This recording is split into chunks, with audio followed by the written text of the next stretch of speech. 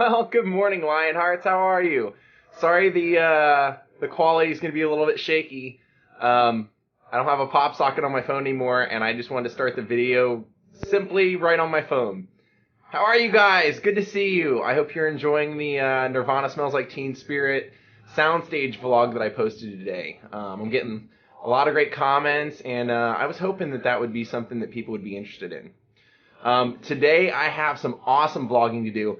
Breck's coming up to be a part of it, and I think I might talk him into doing 2 vlogs with me, and we'll save one for the future because I have a filming location vlog I want to do for like multiple sites of a movie from the 80s, and I believe he had mentioned before that he wanted to be a part of it if I ever did it. So we'll probably do that, but our main feature today is we are going to Alex Van Halen and Eddie Van Halen's childhood home. And boy, do I have some stories, and boy, am I excited to see it because I've never been there, and I'm a huge Van Halen fan. I actually got to meet and hang out with Eddie for brief times for about a week. And I know I've told this story early on in my vlogging, but it's going to be a great time. I'm super excited to see it, and I'm going to head out, do a hike up Runyon Canyon as long as it's not raining. I haven't even looked outside yet. Go do a hike, get our day started, then Breck will be up here at like noon or 1, and we'll go off and do some awesome vlogging. Daze with Jordan the Lion, Jaw, and Breck begins now! Good morning, Jaw. He's waving at you guys. Good morning, Jaw. Alright, it's a beautiful day. Sun's barely out, but I think I'm going to go hiking without Jaw because that's a tough hike, and the sun probably will come out. There's no shade up there at all, so let's go. I spoke too soon. Before I could even get to my car, the sun's come out blazing. Alright, we're over here at Runyon Canyon, and I know I've showed you guys these hikes before, and I show them to you because I know people have sent me emails and said it helps motivate them when they see me doing this. It reminds them to go out and do something, and plus, I think some people just like to see the scenery because they don't have it where they live, so I don't mind including a minute or 2 of my daily vlog to help inspire somebody to get out and get active and let them see some scenery. So let's go start the trail.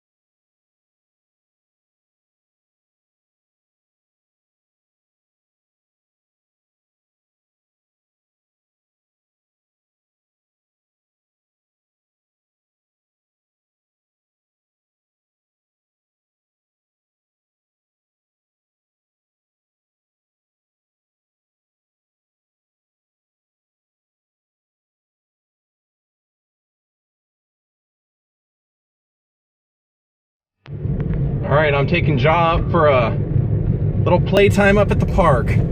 I felt guilty he didn't get to go for a hike, and when I came back in, he looked all upset I had left him like a big baby, so let's give him some playtime.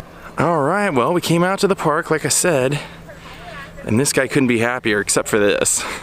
They're out pruning the trees. But at least there's a few dogs here. That's the most important part. Giving him someone to play with for a while, especially if I'm going to take off for a few hours to vlog. And of course, his first couple of minutes here, he's always the loner. Well, we are here at 1881, and this is pretty mind-blowing because the first thing we noticed was that it's for rent. This is the childhood home of Eddie and Alex Van Halen. And this is where a young Edward Van Halen would learn how to play classical piano at a young age, like 5, 6 years old, and then eventually he would learn the drums, and Alex was actually the guitar player. And then Eddie, of course, got interested in learning guitar, and Alex said that it didn't take a rocket scientist to see once Eddie grabbed a guitar that was what he was meant to do, so I shifted over to playing the drums.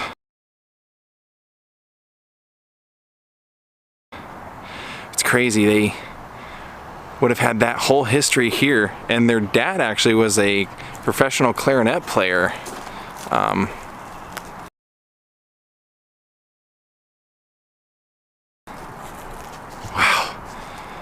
Now, just to show you how like kind of mind-blowing this is to me, Eddie actually lived here until Fair Warning came out. So in 1978 they released Van Halen 1, and then every year after they would do Van Halen 2, they would do Women and Children first, and then Fair Warning. So a lot of the genius Van Halen songs would have been written and practiced here, and I mean really practiced here, because in the back, we're gonna take a trip up the back alley. They had like a little kind of shed garage back there, and that's where the band used to practice. But even in the early days, like the first incarnation of Van Halen was Mammoth, and Eddie was actually the singer of Mammoth. When I met him, one of the things that we talked about was, well, first it was when Dave hadn't been announced as the lead singer of Van Halen yet again, so that was 2012, I believe. And I remember saying, so what are you up to now? And he said, well, we're trying to make a Van Halen record, but freaking Dave won't pick any of the songs to put vocals over, which at the time I believed, but I also kind of felt like, what's he gonna say? Like, most guys, when they tell you a story, don't make themselves the villain. But then when I went and saw Van Halen, I've seen him twice since Dave has rejoined. I totally believe that, because Dave can't really hit a lot of the notes anymore when he sings. He does a lot of other stuff now that he didn't do in the songs instead of hitting the notes. And that just leads me to believe that he would hear parts in his head probably while they were rehearsing the newer songs, and he just couldn't hit them, so he wasn't willing to drop tracks on them. But I remember at the time saying, well, Mr. Van Halen, have you ever considered like doing a solo record? And he said, I quote, "Every record is a solo record. I write everything." And I was like, oh my, he does. He really does. And he said, and this is straight from his mouth, he said, I used to be the singer. He said, when we used to do bar gigs and we'd do gigs around Pasadena, I was the singer, but I get nervous, so I drink, and then after 3 or 4 beers or a couple of shots of Jack Daniels, I couldn't sing anymore, and I had trouble kind of singing and playing guitar at the same time. But then they found David Lee Roth, man. The rest was history, because it was really truly the ultimate band. I mean, they had exceptional musicianship. Everybody in the band was, I mean, exceptionally gifted at actually technically playing their instrument. They had phenomenal songs. They were all danceable. They were upbeat. They had some of the best showmanship you'd ever seen.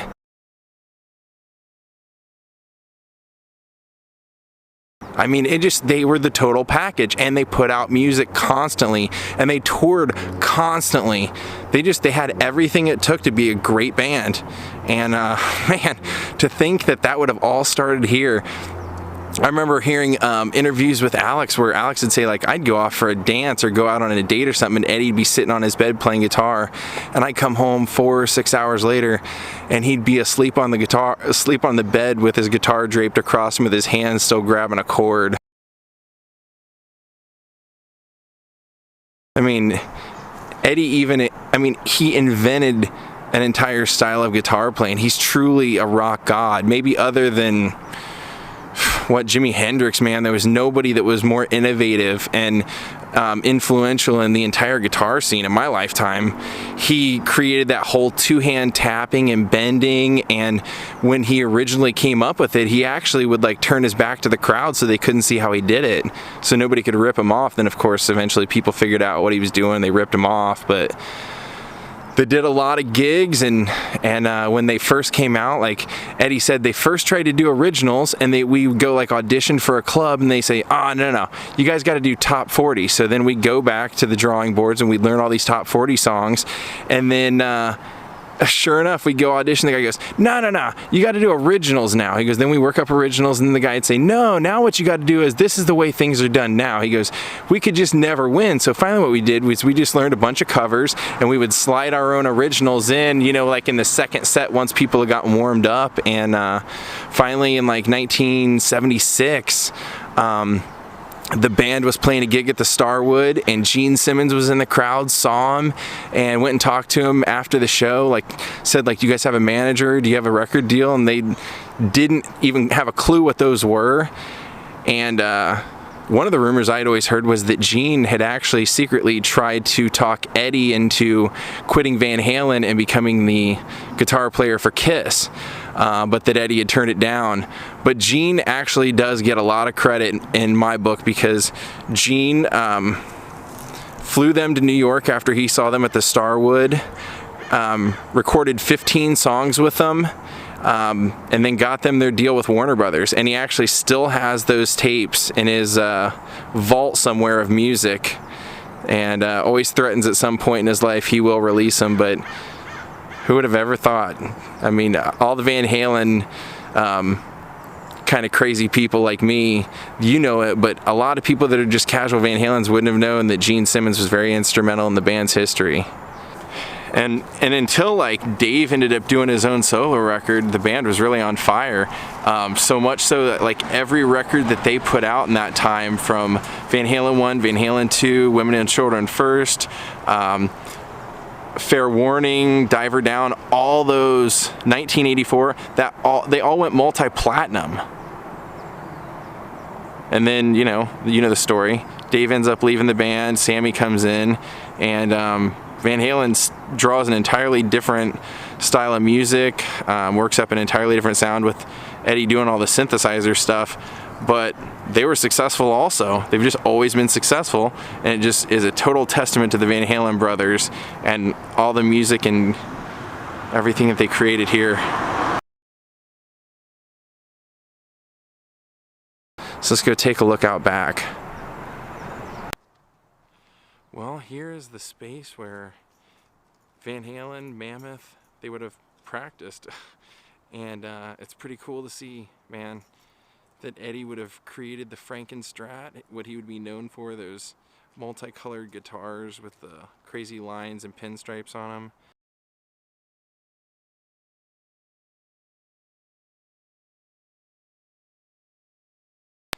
And the early days of Van Halen, you could have been standing back in this alley just hearing them blasting away.